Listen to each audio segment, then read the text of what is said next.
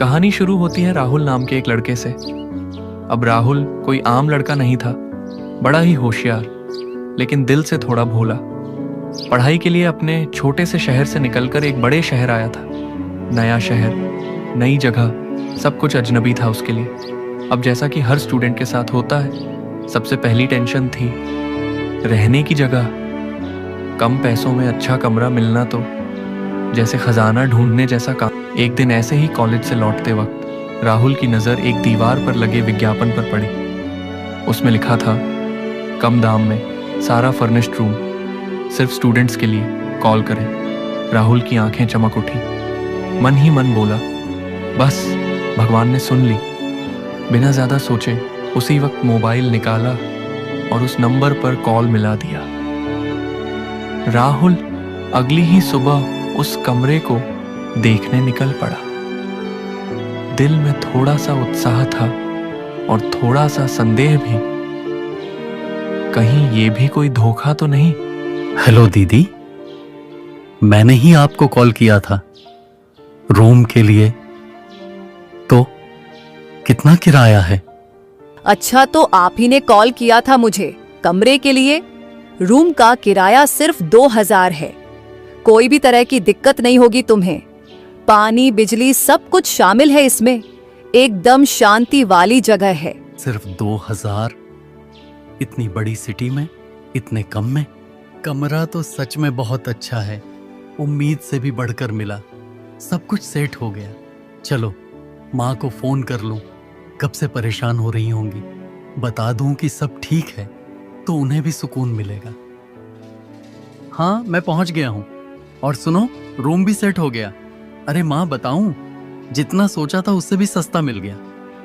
कमरा एकदम बढ़िया है माँ, बहुत शांति वाली जगह है और कमरे में रोशनी भी अच्छी आती है।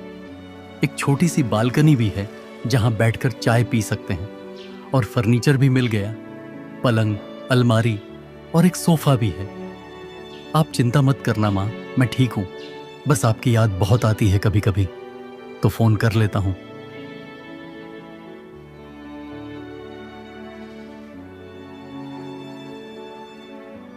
ये आवाज, ये तो रोने की है।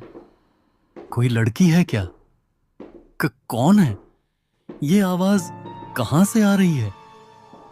यहां कोई नहीं है, लेकिन आवाज तो यहीं से आ रही थी। हाँ,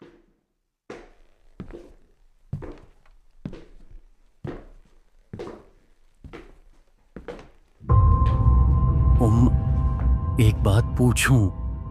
मुझे यहां कुछ अजीब आवाजें सुनाई देती हैं, जैसे कोई रो रहा हो। मैं तो बचपन से इस घर में पली बड़ी हूँ। मुझे तो कभी कुछ महसूस नहीं हुआ। तुम्हें जरूर कोई गलतफहमी हो रही है। ओह, ठीक है। राहुल अकेले चलता हुआ।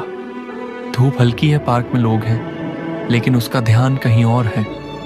वो सोच रहा था, क्या सच में ये सब सिर्फ उसका वहम है, या उस घर में कुछ है जो दिखाई नहीं देता पर महसूस जरूर होता है। राहुल जैसे ही घर पहुंचा, उसने नजर उठाई तो सीढ़ियों से कुछ फुसफुसाहट सी सुनाई दे रही थी। कौन कौन है जो भूखा है? वैसे भूख तो सबको ही लगी होगी, पर ध्यान रखना, उसे अब भी मत डराना। वो भाग गया तो खाना कैसे मिलेगा तुम लोगों को? मैं हूं ना, सारा इंतजाम कर दूंगी। बस आज की रात रुक जाओ। थे क्या इस घर में कोई और है? राहुल कुछ नहीं समझ पाया। डर उसे घेर चुका था। वह अपने कमरे की तरफ गया और अपनी माँ को कॉल लगाया और बोला, मम्मी, मुझे कुछ ठीक नहीं लग रहा। यहां कुछ गड़बड़ है। कल रात दीदी किसी से बात कर रही थी, पर वहां कोई नहीं था मम्मी। वो कह रही थी कि मुझे मत डराना, नहीं तो खाना कैसे मिलेगा। मम्मी, मम्मी, मुझे बहुत ज्यादा डर लग रहा है। उसकी माँ ने कहा, राहुल, जितना जल्दी हो सके उस घर से निकल जा।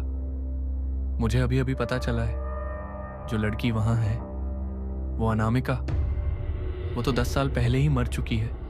ये सुनते ही राहुल की सांसें थम गईं। उसके दिमाग ने काम करना बंद कर दिया।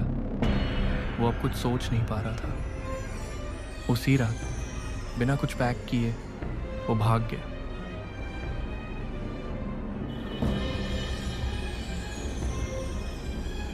जब वो अपने घर पहुंचा तो उसकी माँ ने बोला, तू जानता है, उस मकान में सिर्फ अनामिका नहीं थी, वहां 100 से ज्यादा आत्माएं थीं जो अब तक चैन से सो नहीं पाई, और वो सब तेरे साथ थी। ये सुनते ही राहुल की सांसें थम गईं। उसे अब समझ में आया कि जो चीजें बाहर से सस्ती और आसान लगती हैं, वो भीतर से मौत बनकर भी लौट सकती हैं। अगर आपको ऐसी ही रहस्यमयी और रोमांच से भरी कहानियां सुनना पसंद है तो हमारे चैनल को सब्सक्राइब करना ना भूलें और बेल आइकन दबाएं, ताकि अगली बार जब हम कोई रहस्य उजागर करें तो उसकी सूचना सबसे पहले आपको मिले। मिलते हैं फिर एक और दिलचस्प और रहस्यमयी कहानी के साथ। तब तक के लिए सावधान रहें और सोचते रहें, क्या ये सच है या सिर्फ एक कहानी?